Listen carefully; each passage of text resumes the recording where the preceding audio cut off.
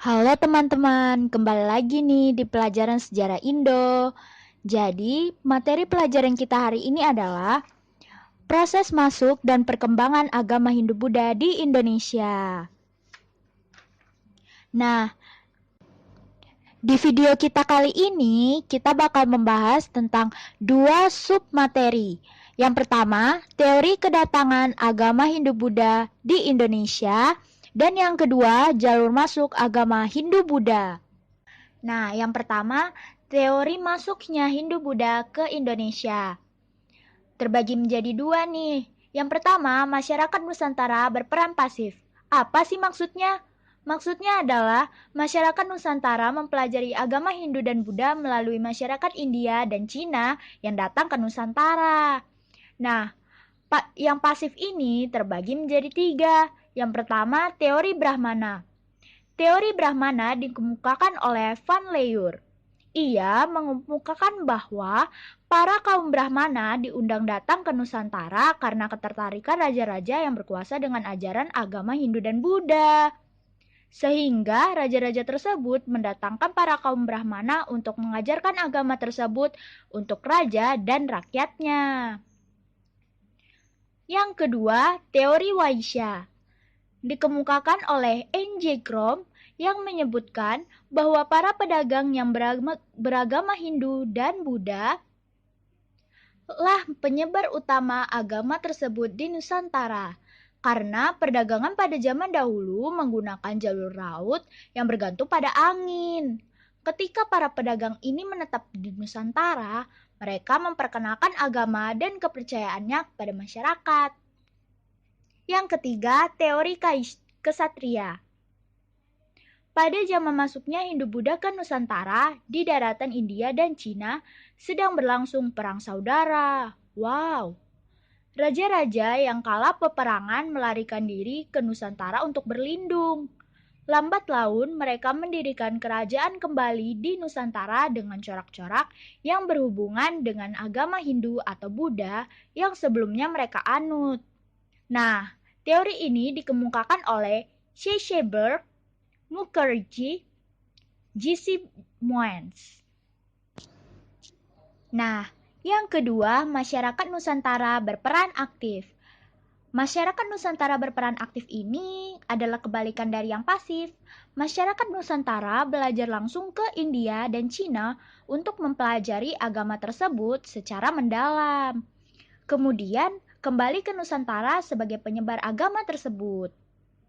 Nah, masyarakat Nusantara berperan aktif ini terbagi menjadi dua. Yang pertama, teori arus balik.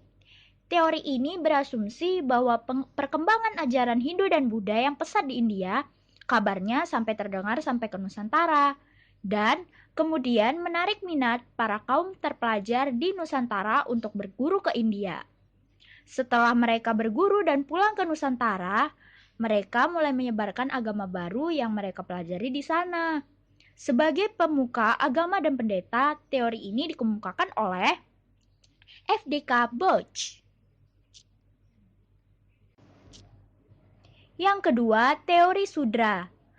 Para budak dari India dan Cina datang ke Nusantara karena dibawa oleh pemiliknya atau karena mencari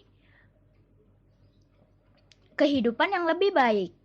Pada saat mereka menetap di Nusantara, mereka berasimilasi dan berakulturasi dengan penduduk sekitar.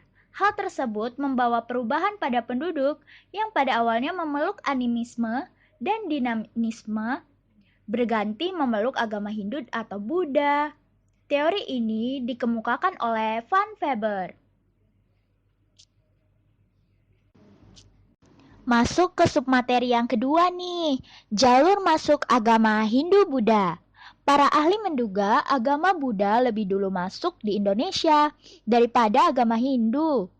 Agama Buddha masuk di Indonesia pada abad 2 Masehi, sedangkan agama Hindu masuk pada abad 3 sampai 4 Masehi.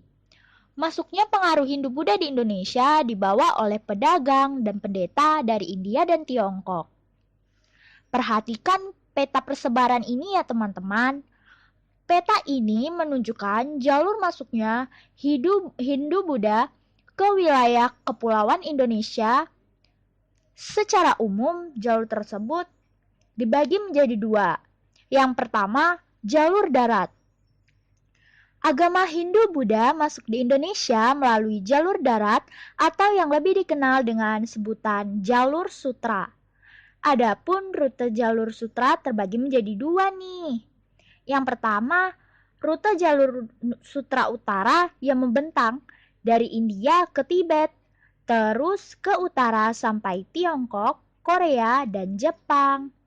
Yang kedua, rute jalur sutra selatan membentang dari India Utara menuju Bangladesh, Myanmar, Thailand, Semenanjung Malaya, kemudian menuju wilayah Indonesia. Yang kedua, jalur laut. Masuknya agama Hindu-Buddha di Indonesia melalui jalur laut dilakukan dengan mengikuti rombongan kapal pedagang yang biasanya berlayar di jalur India, Tiongkok.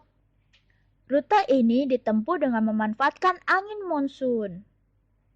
Rute perjalanan dimulai dari India menuju Myanmar, Thailand, Semenanjung Malaya, dan berakhir di Indonesia. Itulah jalur yang digunakan oleh para penyebar agama Hindu-Buddha di Indonesia.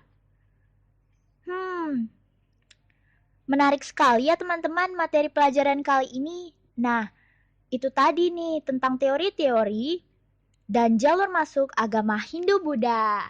Terima kasih sudah menonton video ini teman-teman.